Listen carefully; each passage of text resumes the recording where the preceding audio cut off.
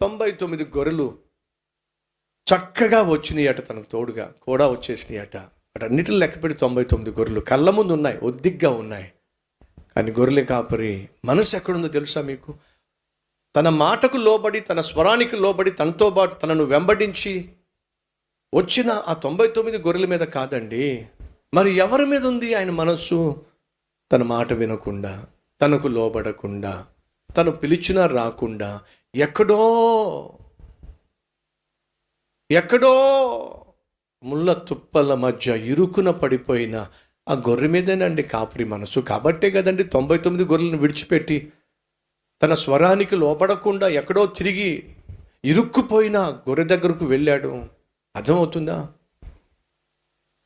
తనకు లోబడేటటువంటి వాళ్ళు ఎలాగూ లోబడారు, తన చెంత ఉన్నారు, నిర్భయంగా ఉంటాడు తండ్రి కాపరి.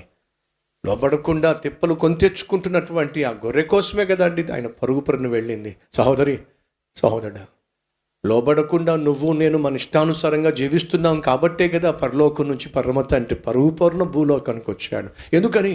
నువ్వు దేవుని మాట వింటలేదని, ఆయనకు నువ్వు లోబట్టలేదని. లోబడకుండా పాపము అనేటటువంటి చిక్కుల్లో, ఉచ్చుల్లో నువ్వు బందీవైపోయావని, నిన్ను విడిపించాలని, తనతో పాటు పరలోకానికి నడిపించాలని దేవుడు దిగొచ్చాడయ్యా.